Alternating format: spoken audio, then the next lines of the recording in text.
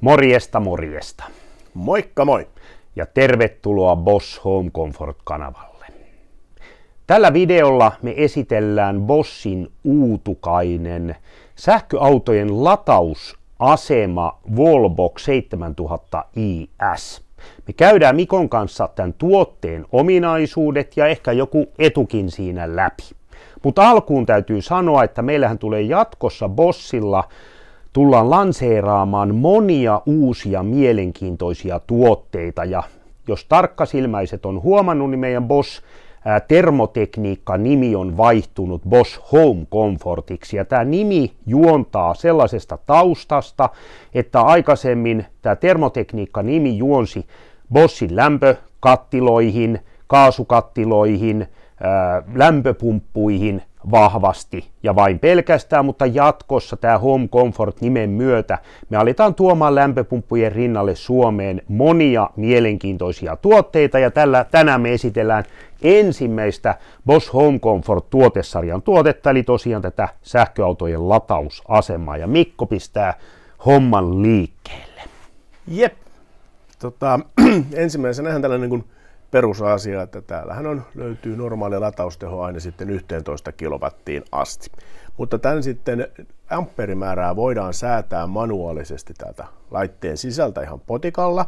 Plus sitten, jos otat applikaation käyttöön, niin applikaatiosta voidaan sitten aina 16 amperiin asti säätää tämän koneen lataustehoa. Ja se asentaja, eli sähköalan ammattilainen, joka sen teille sitten tekee, niin hänen kanssaan sitten yhdessä määrittelette nämä lataustehot ja amperimäärät, ja että on sulakkeen riittävyys. Siitä ei tarvitse itse huolehtia, se on ammattilaisen hommaa. Mikäli maksimiteho 11 kilowattia halutaan säätää, niin sitten meillä on lisävarusteena niin sanottu tehovahti. Hieno nimi Bosch Power Meter 5000, ja tämän Bosch Power Meter 5000 tarkoitus tehovahdin osaltahan on se, että jos halutaan se täys 11 kilowatin latausteho ja talon pääsulake koko ei mahdollisesti hetkittäin riitä, niin tämä Bosch Power Meter tiputtaa sitten tämän latausaseman lataustehoa hetkellisesti niin, että se pääsulake koko siellä talossa kestää. Mutta toinen hieno puoli tässä Bosch Power Meterissä on se, että tämän pystyy liittämään aurinkosähköjärjestelmään, ja mikä hienoa, niin tämä lataus tällä latauksella niin mahdollistaa latauksen jo 1,4 kilowattista lähtien, eli se aikaikkuna, milloin sitä latausta voidaan sieltä aurinkopaneeleilta ottaa, on leveämpi, jolloin jo aika pilvilliselläkin säällä päästään lataamaan. Toki se 1,4 kilowattin latausteho on aika pieni, mutta kaikki kotiin päin aina. Niin, ja kotona auto on yön yli paikalla, aikaa on ladata päivällä. Hyvä. Ja sitten latausta, totta kai tämä on suojattu, ettei kuka tahansa pääse lataamaan tätä tai teidän omasta sähkölatausasemasta kotona, niin tästä tulee mukana 2 tällaista RFID-korttia, jolla voidaan sitten tunnustautua näppärästi, että kuka kotona sitten laitteella lataa, plus se voidaan sitten myös tämän applikaation avulla valita aina, että kuka tulee paikan päälle, ja sillä sitten käynnistää sen latauksen. Eli tämä tarkoittaa, että tällä voidaan sitten vahtia, kuka lataa, ja tämä tekee sitten aina ihan 2 vuoteen asti tällaisen niin kuin latauslogin. Tiedetään, kuinka paljon kukin on ladannut.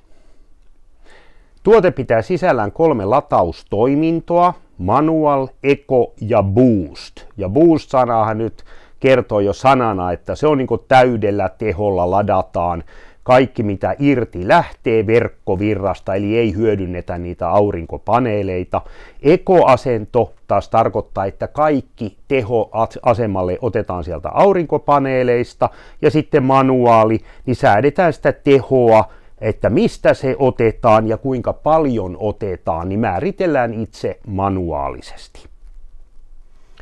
Hyvä. Sitten työsuhdeautoilijoille hyvin tärkeä tieto, tai muuten vaan, jos tämän auton latauksen maksaa on joku muu kuin auton omistaja, niin täältä saadaan sitten CSV-tiedostolla tuotua Exceliin ihan suoraan sen, niin kuin äsken mainitsemani 2 vuoden ajalta, miten paljon autolla kukin on ladannut nimenomaan tämän kortin tai applikaation avulla, kun on tunnistauduttu. Et esimerkiksi Jos olet työsuhdeautoilija, niin voit sitten suoraan työnantajalta laskuttaa sen sun oman sopimuksesi mukaan tietysti sen sun käyttämän sähkön. Ja Mikko vilauttikin tuossa puhelinta Bosch Homecom Easy, minne nämä lataukset latautuu sitten korttikohtaisesti jokaisen nimellä sinne, niin on helppo katsoa sitten ne latauksien määrät sieltä korttikohtaisesti sieltä applikaatiosta. Noin, tässä oli kaikkein tärkeimmät argumentit tästä laitteesta, ja totta kai yksi iso juttu on tyylikäs Bosch-laatuinen tuote. Ja jos tämä tuote kiinnostaa, niin olkaa ihmeessä yhteydessä. Kotisivu Bosch Home Comfort-sivulta varmasti löytyy lisätietoa, ja meihin voi ottaa yhteyttä bossmyynti@fi.bosch.com. Tämä oli tässä. Ei muuta kuin Wallbox-ostoksille. Moikka moi! Kiitos, moikka, nähdään seuraavalla videolla.